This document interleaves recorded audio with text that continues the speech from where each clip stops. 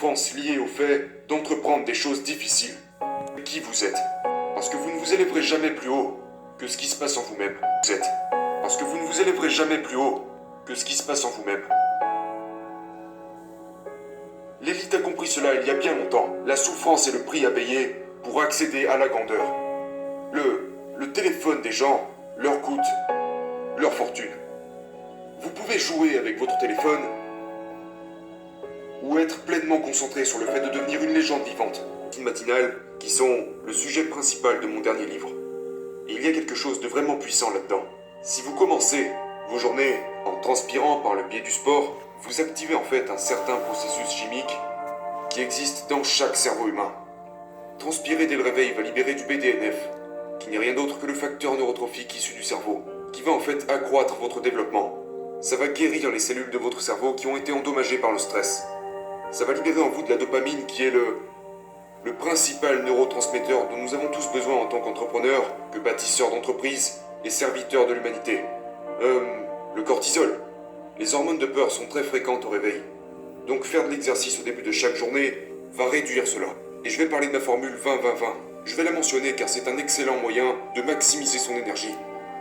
Eh bien, parlez-nous de cette formule justement, qui commence par de l'exercice physique, mais quelle est la suite de cette formule qui est très puissante? Mon nouveau livre parle essentiellement des raisons de se lever à 5h du matin.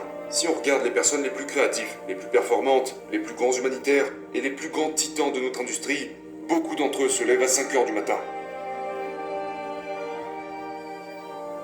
Les heures qui précèdent le lever du soleil sont les heures durant lesquelles nous avons le moins de chances d'être distraits.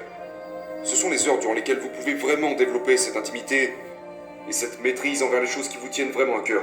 Les heures qui précèdent le lever du soleil représentent le luxe de la tranquillité. Parce que vous pouvez facilement entrer dans un travail profond qui vous permet ensuite de ressortir à la lumière du jour au meilleur de vous-même. Donc la formule 20-20-20, c'est simplement 3 périodes de 20 minutes. La première période est consacrée au sport, de 5h à 5h20 du matin. Dans cette période de 20 minutes, l'objectif est de transpirer parce que comme je l'ai mentionné plus tôt, transpirer libère des neurotransmetteurs qui réduisent les hormones de stress et augmentent votre taux métabolique, ce qui vous procure plus d'énergie. Donc maintenant, ça libère aussi de la sérotonine qui contribuera à votre bonheur.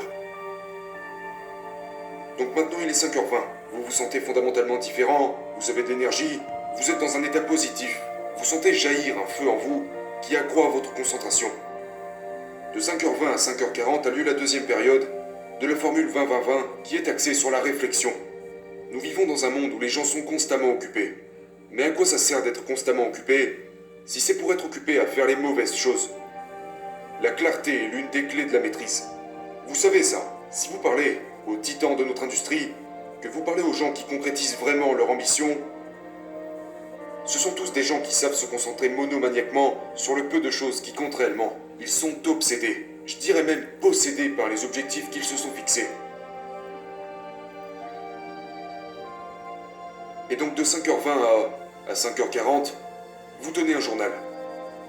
Vous méditez, vous visualisez, vous élaborez ce que j'appelle dans mon livre un plan pour une belle journée.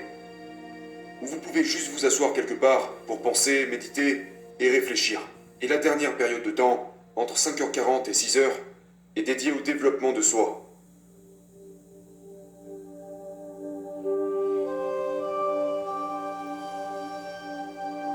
Si vous regardez les plus grands milliardaires, j'ai coaché beaucoup de milliardaires au cours des 20 dernières années. Si vous regardez les gens les plus prospères sur cette planète, ils ont tous une chose en commun. Ils sont incroyablement curieux. Et peu importe la quantité d'argent qu'ils gagnent, l'impact qu'ils ont, ils maintiennent une mentalité de débutant. Une des clés pour une performance hors norme, c'est un engagement implacable à une croissance quotidienne. En fait, tout se résume à ça. La façon que vous avez de commencer vos journées détermine littéralement la suite de vos journées. Si vous réussissez chacune de vos journées, vous finissez par réussir chacune de vos semaines, de vos trimestres, de vos années, et finalement votre vie. Votre vie et vos journées sont intimement liées, donc vous devez vraiment calibrer vos routines matinales si vous voulez finir par l'emporter.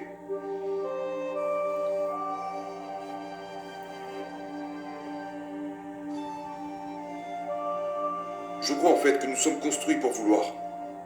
C'est la nature même de l'être humain. Nous sommes faits pour progresser. Nous savons ça. Le cerveau humain aspire à la nouveauté.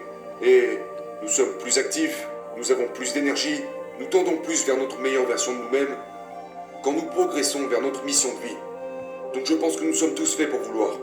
Par contre, je pense qu'il y a eu un grand lavage de cerveau généralisé. Lorsqu'on était enfant, on voulait être astronaute, on voulait être milliardaire, on voulait entrer dans l'histoire, on voulait réaliser tous nos rêves. Et puis, on s'interrogeait sur tout. On était constamment émerveillés, remplis de curiosité, d'amour. On était passionnés, forts. Nous n'avions pas peur d'être nous-mêmes. Mais en quittant la perfection de l'enfance, l'hypnose et le lavage de cerveau commencent. Nos parents bien intentionnés nous disent « Oh, tu veux être astronaute? Tu veux lancer une entreprise quand tu seras plus grand? Tu veux peindre comme Jean-Michel Basquiat? Sois raisonnable.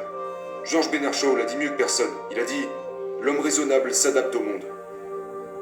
L'homme déraisonnable persiste à adapter le monde à lui-même. » Par conséquent, tout progrès dépend de l'homme déraisonnable. Et nous le sommes naturellement tous.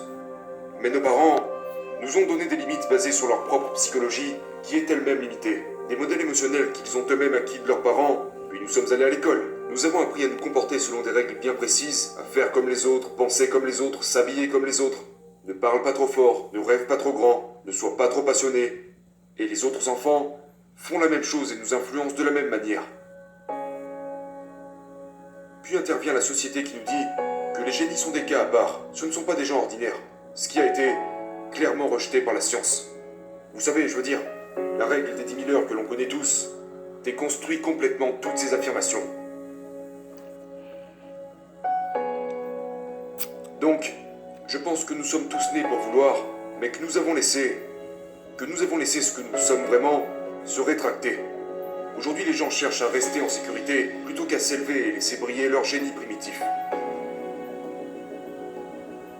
Et la plupart de ces gens sont remplis de regrets, de déceptions, de doutes qui les rongent en profondeur. Et c'est en partie pour cela qu'ils sont profondément accros à la distraction. Ils cherchent une échappatoire. Parce qu'ils ne veulent pas tenir compte de tout ce potentiel qu'ils ont gâché. Nous vivons dans un monde qui prône que le bonheur s'acquiert par des choses extérieures. Si vous créez une entreprise, si vous avez une belle maison, si vous avez beaucoup d'argent, si vous avez une belle voiture, si vous avez une belle épouse, alors vous serez heureux. Je pense qu'il y a une sorte de modèle dans mon livre qui, à mon avis, peut sembler être un modèle perturbateur, mais qui est en réalité un modèle transformateur, que je représente par les 4 empires intérieurs. Il ne s'agit pas seulement de l'état d'esprit. Il y a l'état d'esprit, l'état du cœur, l'état de la santé et l'état de l'âme. Et on va en parler si vous voulez. J'ai travaillé sur ces 4 empires intérieurs quand je passais par une très mauvaise période. C'est-à-dire, j'avais l'argent, j'avais le succès, j'avais les diplômes, et pourtant je me réveillais tous les matins, j'allais dans ma salle de bain, je me regardais dans le miroir et je me sentais toujours complètement vide. Rien ne coûte plus cher que de perdre votre joie et votre paix mentale. Et donc ce que j'ai fait, c'est que j'ai commencé à travailler sur moi-même. J'ai commencé à travailler sur mon état d'esprit. J'ai lu tous les livres possibles, je suis allé à des séminaires, mais tout cela ne représente que le côté psychologique, et c'est insuffisant.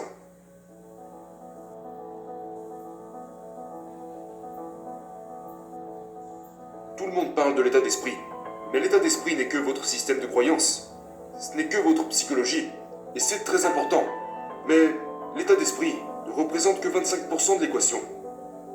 La deuxième partie de l'équation est l'état du cœur. Purifiez votre cœur.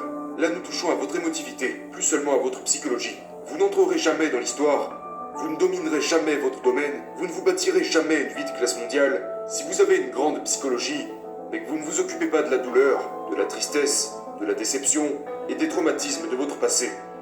Donc j'ai travaillé sur mon état de cœur. Mais ce n'est que le deuxième des 4 empires intérieurs. Le troisième empire intérieur est votre état de santé. Ne mourrez pas si vous voulez changer le monde. Les gens morts ne changent pas le monde.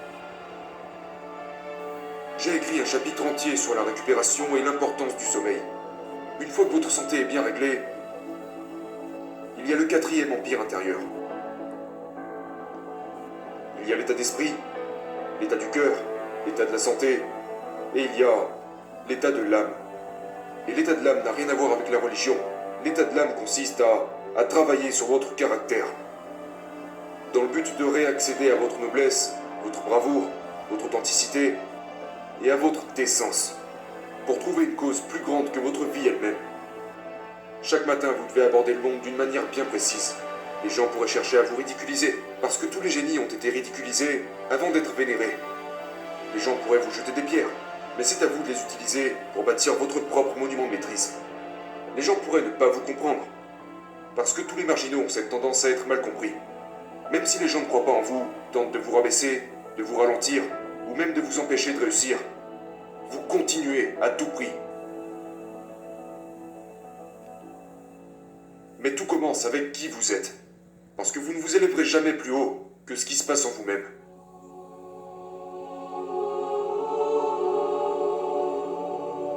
La clé, c'est d'accepter la souffrance liée au fait d'entreprendre des choses difficiles. Je pense que le plaisir a été beaucoup trop promu dans notre société. Je veux dire, aucun titan de notre industrie, aucun artiste légendaire, aucun grand athlète. Vous savez, l'élite a compris cela il y a bien longtemps. La souffrance est le prix à payer pour accéder à la grandeur. Donc, comment devenir plus courageux? Faites des choses difficiles que vous n'avez même pas nécessairement envie de faire, mais que vous savez être bénéfiques.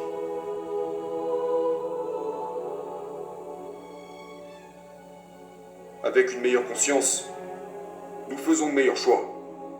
Avec de meilleurs choix, nous obtenons de meilleurs résultats.